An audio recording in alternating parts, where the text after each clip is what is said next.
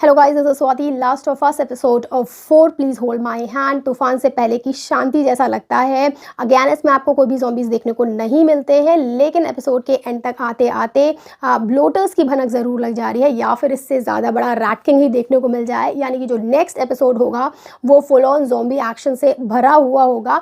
और इस एपिसोड की बात करें अगर, तो आप इसको 3 सेक्शंस में डिवाइड कर सकते हैं। इसमें जो फर्स्ट सेक्शन है वो फन वाला है, जो रोड ट्रिप वाला पूरा सेक्शन है। सेकेंड सेक्शन है एम्बुश वाला, जो एक्शन पैक्ड है। और उसके बाद कुछ नए कैरेक्टर्स इंट्रोड्यूस होते हैं। जो थर्ड सेक्शन है, नए कैरेक्टर्स इंट्रोड्यूस होते हैं, उनके बारे में बताया जाता है, वो किस तरीके से रिवेंज ड्रिवन है और किससे बदला लेना चाहते हैं, जो कि फ्यूचर के आने वाले एपिसोड्स के लिए बहुत इंपॉर्टेंट कैरेक्टर साबित हो सकते हैं। सो यहाँ पर पहले सेक्शन की बात करते हैं, रोड ट्रिप वाला जो फन वाला है। यहाँ पर एली गन प्रैक्टिस करते आपको दिखेंगी शीशे में, और जो जोल हैं वो अपने ट्रक के लिए किसी कार से फ्यूल निकालते दिखेंगे, और वो उसके बारे में बोलते हैं कि शायद इसकी एफिशिएंसी कम हो गई है। जो पहले 12-13 घंटे तक खींच लेते थे, अब बहुत कम टाइम के लिए ये फ्यूल चलता है।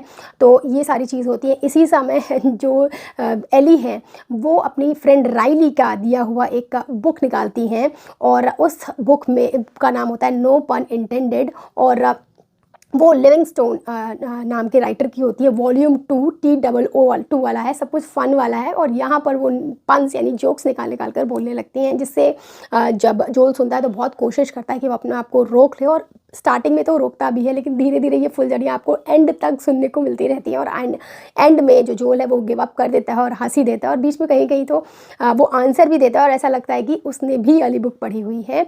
तो ये जो फन चीज़ें चलती रहती हैं। उसके बाद रोड ट्रिप स्टार्ट होती है। इनको वायोमिंग जाना है, अपने भाई से मिलना है जोल को, और यहाँ पर कैंसस मिजरी में इनको एक दिन में रुकना है।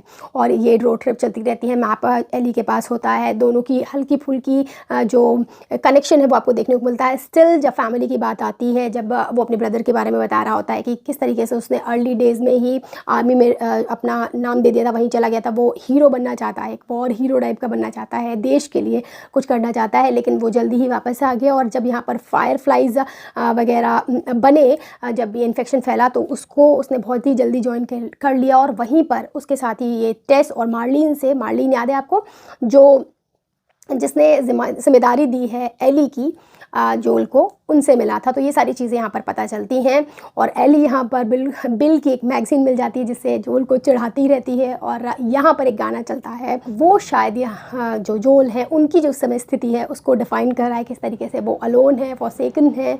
और ये सारी चीज़ें चल रही हैं। बाकी जो रोड ट्रिप वाला चीज़ है वो बहुत ही इंटरेस्टिंग है।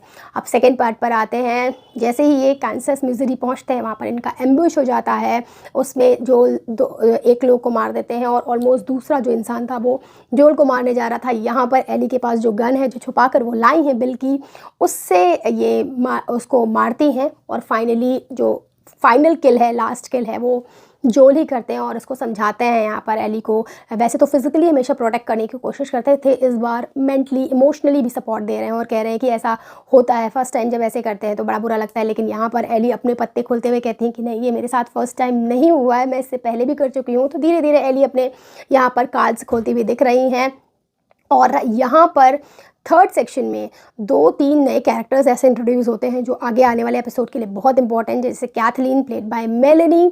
वो यहाँ पर बड़ी स्ट्रॉन्ग लेडी बनकर आई हैं, और उनके सर पर खून सवार है। किसी वजह से उनके भाई की मौत हो गई है, और उसका बदला ये हेनरी और सैम से लेना चाहती हैं। आपको बता दूँ, सैम एक छोटा सा बच्चा है और हेनरी उसका ब्रदर है। और उसका भी लॉजिक आता है कि ये लोग शायद क्योंकि ये एक जो क्वारंटीन जोन है, QZ है, ये एक डिटेंशन सेंटर टाइप का है। यहाँ पे फेडरा को इन लोगों ने भगा दिया है, रिबल्स हैं ये, जिसकी लीडर एक कैथलीन है, और इनके साथ और भी बहुत सारे लोग हैं। और इनको स्निच कर दिया था सैम और हेनरी ने, और जिसकी वजह से इनके शायद भाई की मौत हो गई, और ये इनके पीछे पड़ी हुई हैं।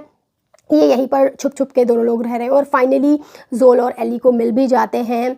अब जोल और एली में जब कन्वर्सेशन यही सारी हो रही होती हैं, तो धीरे धीरे पता चलता है कि इनमें थोड़ी थोड़ी बॉन्डिंग हो रही है। स्टिल जो जोल है वो उसको कार्गो ही कहता है, अपनी फैमिली का पार्ट नहीं कहता है, बताता है एली के पूछने पर भी, लेकिन हाँ बॉन्डिंग दिखती हुई दिख रही। तो ये सारी चीज़ें हुई हैं इस एपिसोड में। यहाँ पर एपिसोड देखकर पता चल रहा है कि अगर ज़ॉम्बीज़ के अलावा भी कोई डेंजरस चीज़ है, उससे भी ज़्यादा अगर कोई ख़तरनाक चीज़ है जो पूरी ह्यूमैनिटी को, जो थोड़े से लोग बचे हैं उनको ख़त्म कर सकती है, तो वो हम ही हैं। क्योंकि यहाँ पर रिवेंज ड्रिवन जो ये कैथलीन है, ये किसी भी हद तक जा रही हैं, किसी को भी नहीं सुन रही हैं। वैसे भी ये थोड़े से डिटेंशन सेंटर है, तो यहाँ पर बिगड़े हुए लोग ही हैं। और सैम और हेनरी का किस तरीके से जोल और एली के साथ कनेक्शन होता है, ये हमें आगे आने वाले एपिसोड में पता चलेगा। और हाँ, यहाँ पर जो मैं जिस ब्लोटर की बात कर रही थी, वो उसकी एक अंडरग्राउंड टाइप का है। वहाँ पर थंपिंग साउंड आ रहा है नीचे से, और ऐसा लग रहा है कि कुछ बड़ा धमाका वहाँ से होने वाला है। और उसको इग्नोर कर रही हैं कैथलीन, स्टिल जो है उसी को ढूंढ रही है, सैम और हेनरी को। और वो एक जगह पर पहुँचती हैं जहाँ पर इन लोगों ने एक अपना बंकर बना रखा था, रह रहे थे, और वहाँ पर बीन्स के बहुत सारे कैंस मिलते हैं। एंड फ्रैंक वर्ल्ड वॉर 2 में जो छुप छुप के रहती थी, उनका एक पोस्टर मिलता है। और इनको पता चल जाता है कि अब इनके पास फूड नहीं है, सैम और हेनरी के पास, और वो ज़्यादा दिन तक छुप कर इधर उधर नहीं रह पाएंगे। तो क्या कुछ मांजरा है, क्या इसकी बैक स्टोरी है, क्या हुआ था, मैं बस अंदाज़ा लगाकर आपको बता ही रही हूँ। और दिखाएंगे आपका 5th एपिसोड में।